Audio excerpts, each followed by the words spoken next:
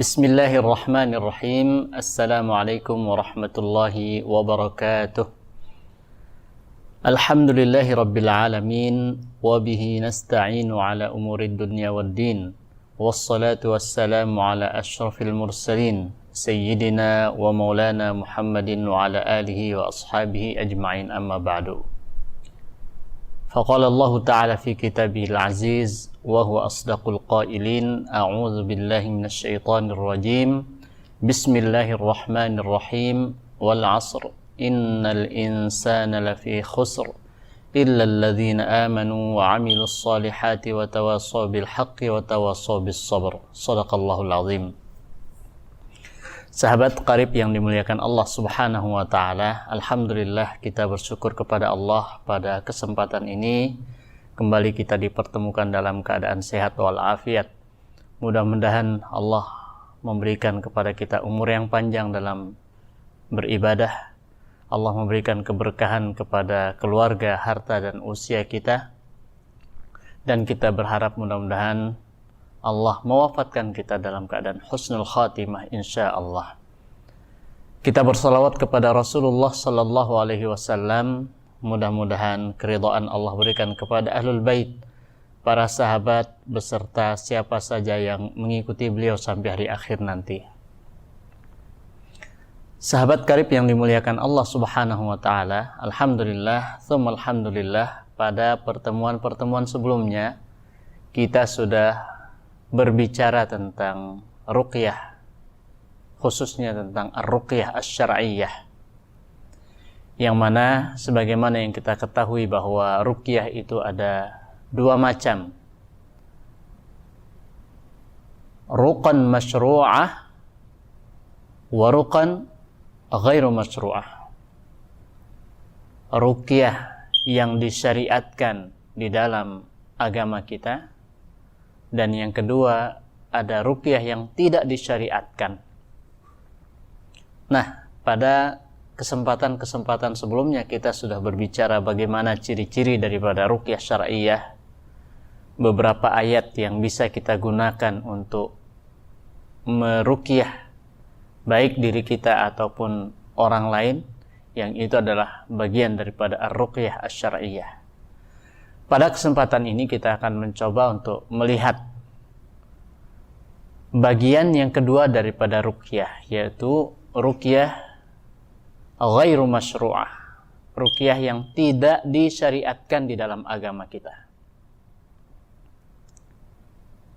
Sahabat sekalian yang dimuliakan Allah Subhanahu wa Ta'ala, kalau kita melihat, mengamati dan memperhatikan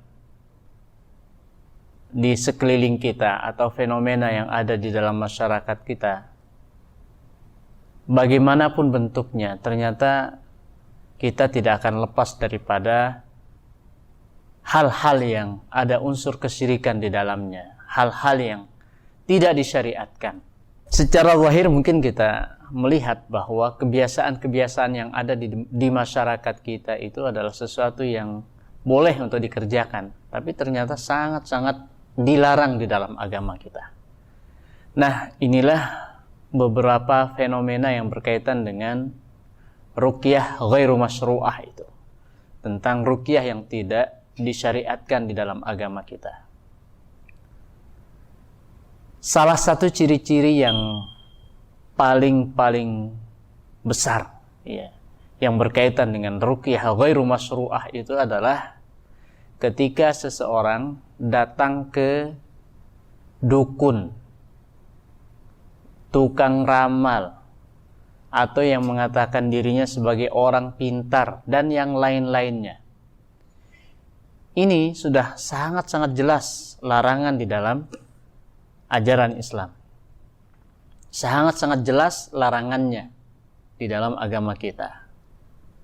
Rasulullah sallallahu alaihi wasallam mengingatkan, ya, di dalam sebuah hadis yang diriwayatkan oleh Al-Imam Muslim, mengatakan, man ata arrafan fasa'alahu an syai'in lam tuqbal lahu salatun arba'ina lailah. Siapa orang-orang yang datang kepada arraf? Arraf itu adalah orang yang mengaku pintar tadi, orang pintar, peramal.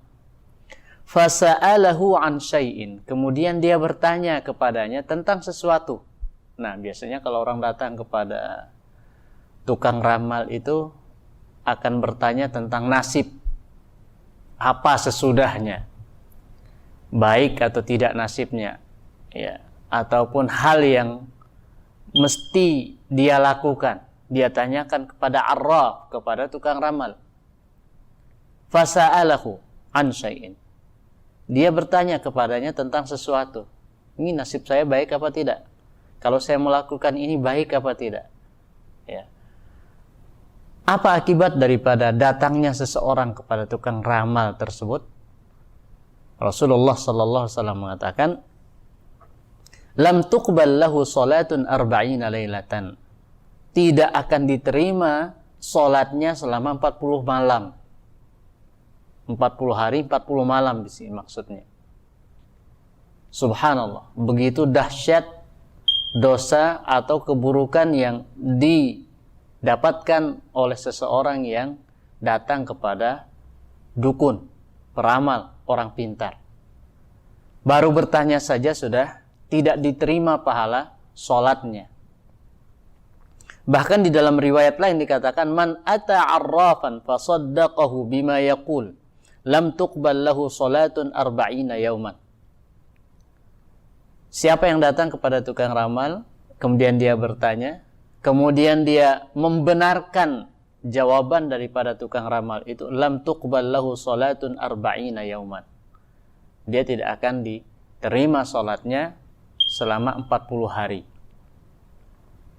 Lebih dahsyat lagi, Rasulullah sallallahu alaihi wasallam menjelaskan, ya, di dalam hadis yang diriwayatkan oleh Al-Arnaud, ya.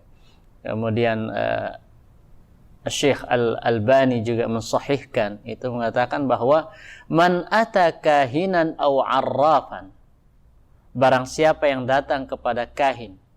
Kahin itu adalah dukun. Kemudian aw arrafan atau peramal. Fasaddaqahu bima yaqul, kemudian dia membenarkan apa yang dikatakannya, faqad kafara bima unzila ala Muhammad, maka dia telah ingkar, dia telah kafir terhadap apa yang telah diturunkan kepada Muhammad Rasulullah sallallahu alaihi wasallam. Na'udzubillahi tsumma na'udzubillahi min dzalik. Nah, sahabat karib yang dimuliakan Allah Subhanahu wa taala, ini adalah merupakan satu di antara sekian banyak macam daripada ruqyah ghairu masyru'ah.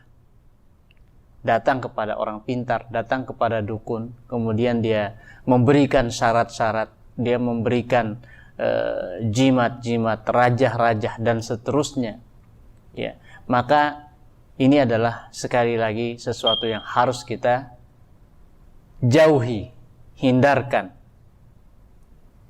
Yang insya Allah pada kesempatan-kesempatan berikutnya nanti kita akan melihat, ya, bahwa ternyata ruqyah yang ghairu masyru'ah ini, ya, dengan berjalannya waktu, perkembangan waktu, boleh jadi mereka tidak menggunakan istilah dukun, tidak menggunakan istilah tukang ramal, ya, namun menggunakan istilah-istilah yang lain, tapi pada dasarnya tidak jauh berbeda dengan apa yang dilakukan oleh para dukun, para peramal, atau bahkan para tukang sihir. Nah, jamaah sahabat karib yang dimuliakan Allah Subhanahu wa taala,